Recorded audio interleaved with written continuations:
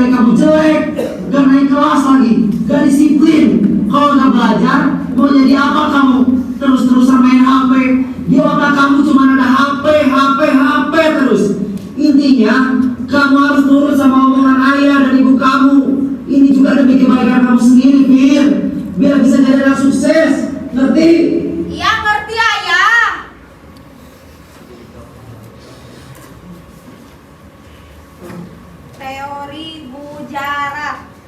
Teori Gujarat dikemukakan oleh seorang ilmuwan Belanda.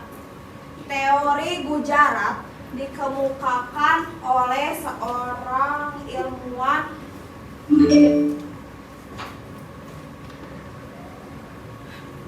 Teori Gujarat dikemukakan oleh seorang ilmuwan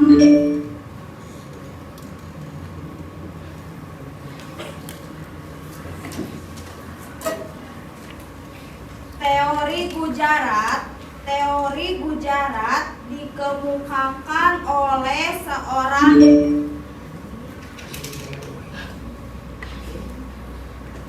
dikemukakan oleh seorang ilmuwan Belanda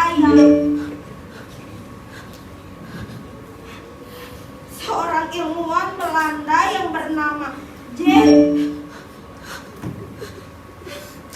Teori Gujarat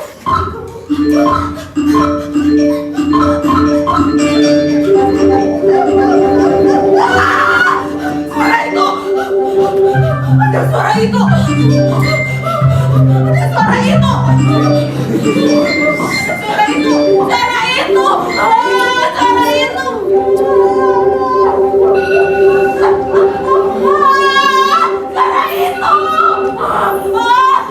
Ada handphone di kepala aku.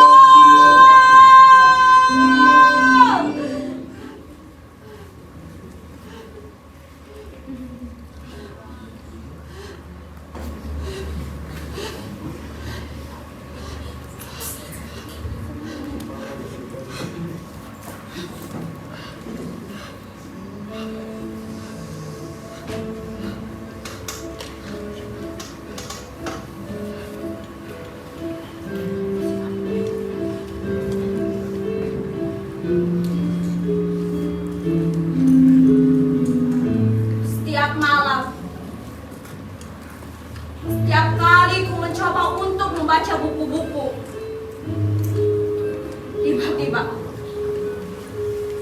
tiba-tiba selalu terdengar suaranya. Iya, suaranya.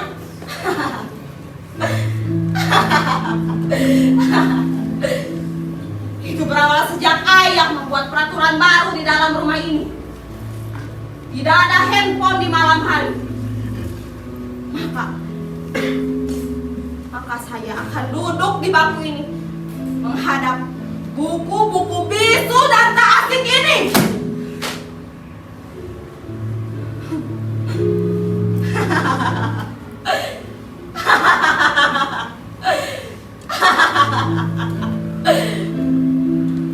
Ayah,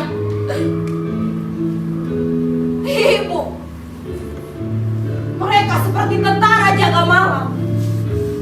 Mereka akan mengontrol ke kamar ini 1 jam sekali untuk memastikan kalau aku tetap ada di bangku ini dan tetap membaca buku.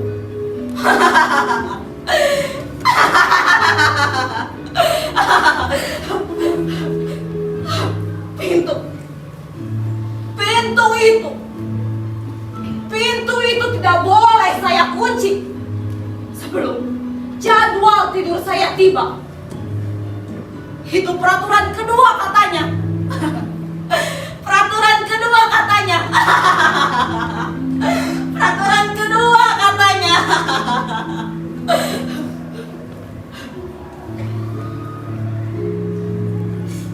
Sebentar lagi, antara 15 atau 20 menit, salah satu di antara mereka pasti akan ada yang datang ke kamar ini untuk memastikan kalau aku tetap duduk di bangku ini dan tetap membaca buku.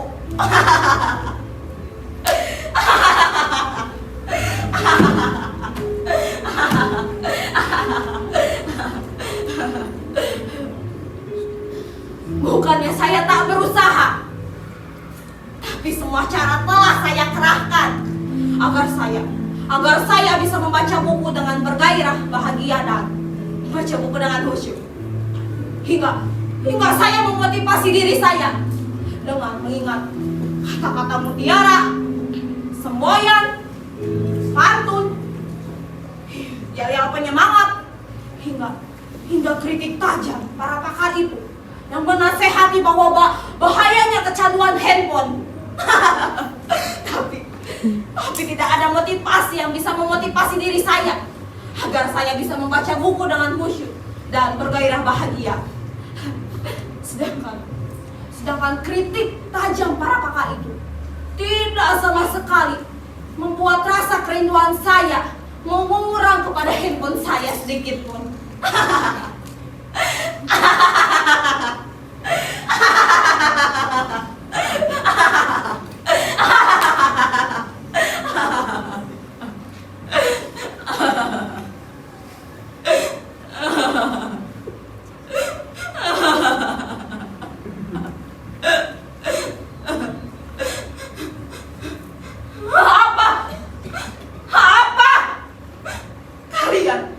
Kalian tak yakin kalau saya sedang menderita? Apa tidak terlihat dari wajah saya, suara saya, atau seluruh tubuh saya? Saya tidak sedang acting, tapi ini real, nyata. Kalau saya sedang menderita. Saya sedang menderita. Bahkan kalau penderitaan ini saya tuangkan ke dalam puisi, saya kira kalian tidak akan bisa membacanya tanpa meneteskan air mata. Tanpa meneteskan air mata.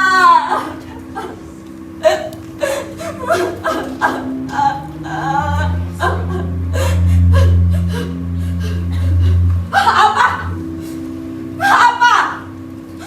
Kalian tidak percaya kalau saya sedang dibuli sepi, dihantui rasa kesedihan? Sekarang saya ingin menanya kepada kalian, apakah kalian bisa? Apakah kalian mampu dijauhkan dari apapun itu yang telah menjadi bagian dari kehidupan kalian? Apakah bisa? Tidak bisa kan? Tidak mampu kan? Begitu juga saya.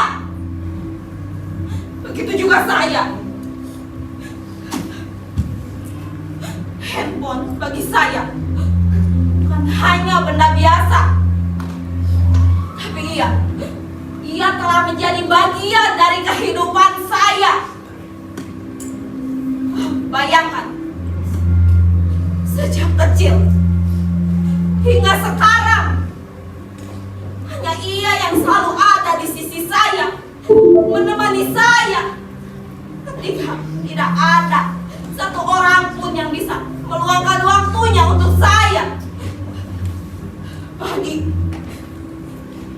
siang, sore, dan malam, hanya ia yang selalu setia menemani saya, selalu di sisi saya, menemani saya. Asal kuota dan baterainya cukup, maka ia selalu menemani saya, di samping saya. Bahkan ia pun menyimpan memori diri saya di dalamnya. Saya merasa kesepian tanpanya.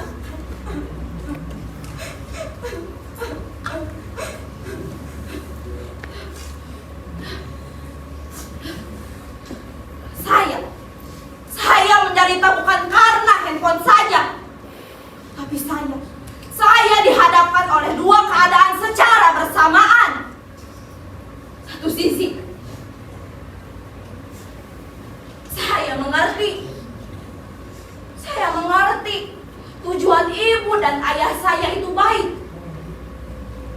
mereka ingin melihat anaknya sukses dalam bersekolah, berprestasi dalam sekolah. Hingga mereka membuat peraturan 12 jam tanpa handphone. Tapi di sisi lain, diri saya sendiri, jiwa saya, kesadaran saya telah melekat pada handphone. Telah melekat pada handphone. Telah melekat pada handphone.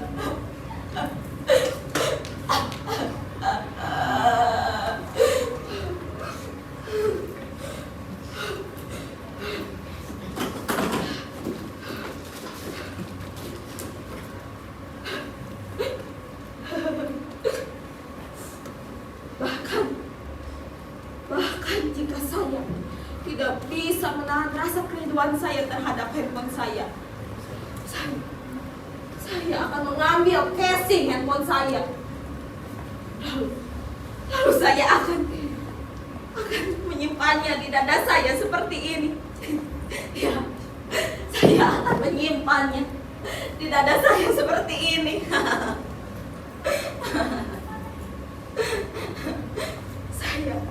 Saya jadi teringat masa-masa dramatis kami ketika ia mulai melemah dan kritis. Saya dengan panik mencari penambah energinya. Saya dengan panik mencari penambah energinya. Tidak ada yang lebih menyenangkan selain mendengarkan renyah riangnya, bertamasya kemana saja yang saya ingin, ke situs-situs mana saja yang saya ingin, atau menikmati makanan-makanan lezat yang dihidangkan.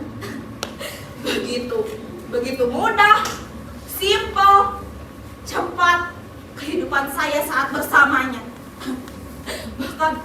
Bahkan ia juga memiliki banyak sarana yang bisa menjamin kesejahteraan. Jadi, apakah menurut kalian saya harus berlama-lama dengan buku bisu dan tasik itu? Itu hanya membuang waktu, tenaga, energi, dan pikiran saja.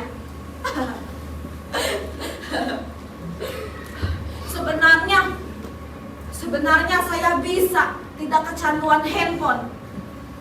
Saya bisa hidup tanpa handphone. Tapi suatu malam saya melihat ayah dan ibu saya. Mereka sedang asyik bermain handphone masing-masing. Saya merasa terhianati. Sejak itulah kemampuan saya agar tidak kecanduan handphone semakin mengurang, menipis, bahkan hilang begitu saja.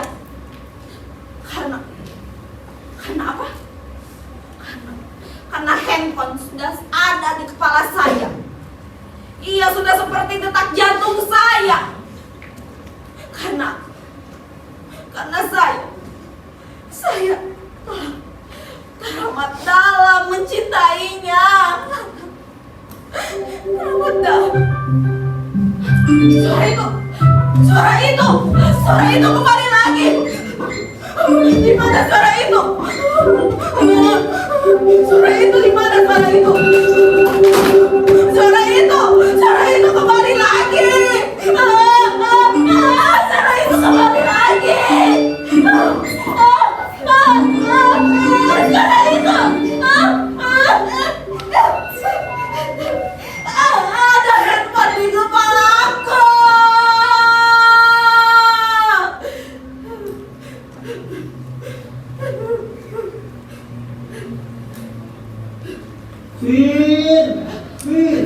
Fira, baca buku Fira, baca buku. Iya.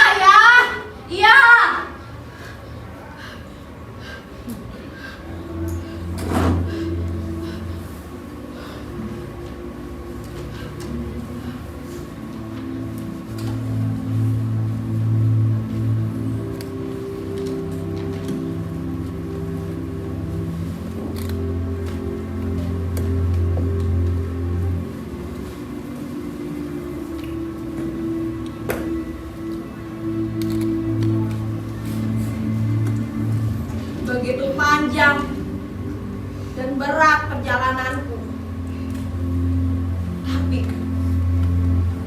Tapi itulah yang harus saya jalani.